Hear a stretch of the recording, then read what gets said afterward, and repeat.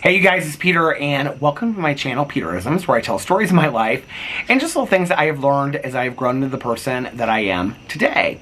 And I just got home from my home group meeting. I went with my good Judy, Tanya Jean, and Alex took me over to her house, and then we went and got Starbucks. And I haven't had Starbucks, it seems like, in weeks. We went and got Starbucks, and then we went to our meeting, and it was really fun because I haven't been there in a few weeks. So the last meeting that I went to with Tanya, well, she's been at the lake for the last week. The last meeting I went to with Tanya was a meeting that's like right by my house. So we were trying some different meetings and things like that. So it was really good to see a lot of my old friends and people that I hadn't seen in a couple weeks. So it was really nice. There were a lot of people at the meeting. But anyway, I was going to read a meditation tonight. I know it's late. It is currently, let's see, 9:55 p.m. And I'm getting ready to vlog here in just a little bit. But I thought, you know what? I can bump out a Peterisms video. And I wanted to talk about something that I was talking to a friend of mine about tonight. A new friend that I'd met that's in early recovery. And we were talking about parents that are struggling getting sober and how that can be a trigger for us. And I said to this friend, I said, you know, don't ever give up hope that your parent will end up getting sober. Like, don't ever give up hope. This was after the meeting, but I said, you know, my mom didn't get sober until she was 51. I never thought that she would get sober, right? And I was telling this person, I said, when I got out of treatment, my counselor said to me, you need to stop having contact with all people that you interact with that use, right? And they tell us that in recovery to stop hanging around the same people, places, and things. And so that was recommended to me not only by my counselor but by other people. But my counselor in treatment said, you know, you need to stop having any kind of interactions with people that are using, because that could be a trigger to you and you need to focus on your recovery. And so we were going through like people in my life, and she actually, while I was in treatment, had me call friends of mine. And I had to say to, I mean, I look back on this and I think, God, what did they think of these phone calls, right? And so I talked to these people and I would say, you know, like, it's being advised, you know, from my counselor that I can't have any contact with you when I get out of here because you still drink and you still use other substances and things like that. So I can't have contact with you. And they were kind of like, okay. You know, and looking back, I don't remember. I had like one or two friends that were very supportive of my sobriety when I first got sober, but I didn't really use with them a whole lot, right?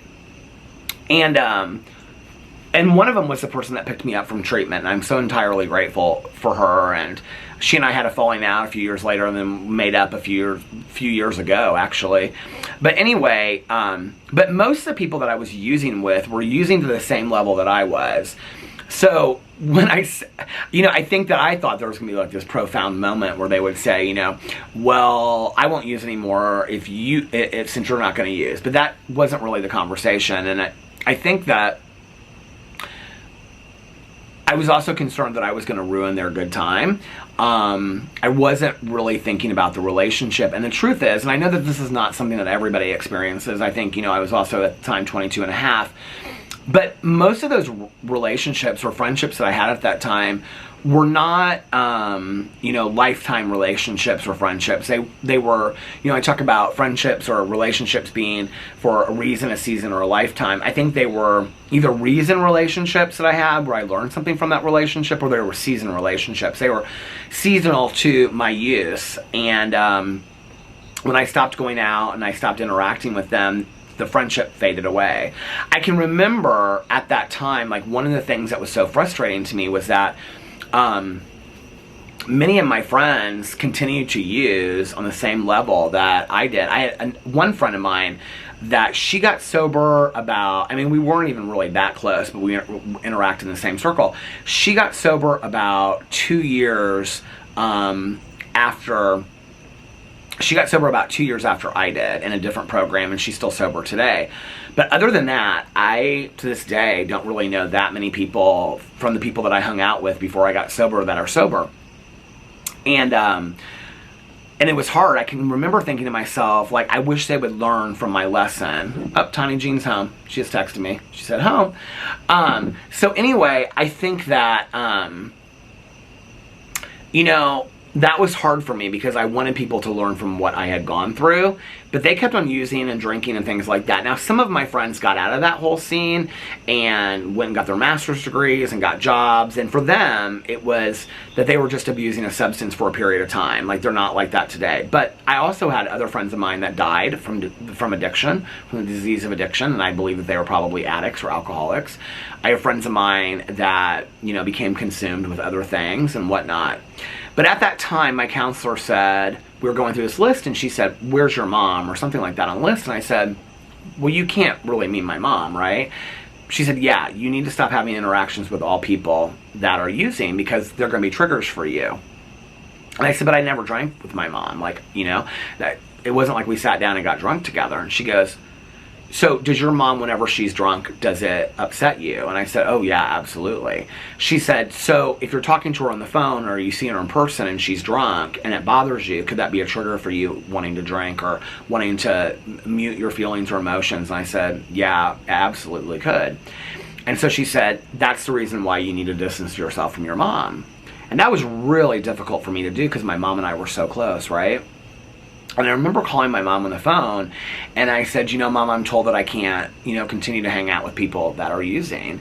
And she said, uh-huh. And I said, and that means you. And she goes, oh, surely you can't be talking about me, right? I mean, don't call me Shirley.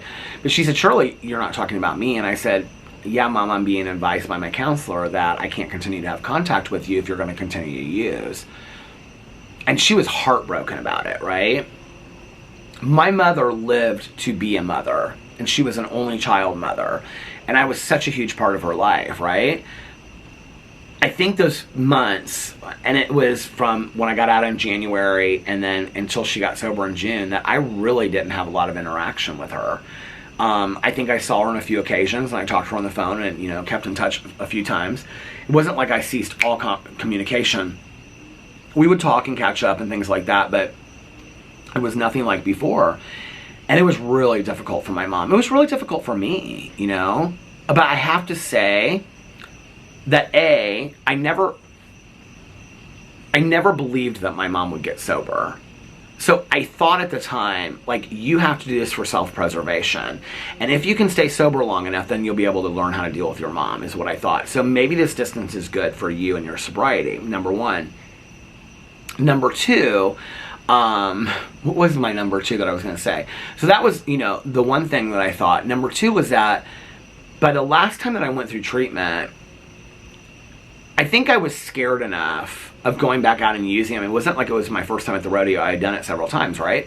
So I was scared enough that I was willing to do what people told me to do. I mean, I still challenge things and I still ask a lot of questions, but by and large, most of the things that I was told to do, I did because I was terrified of picking up and using again, you know?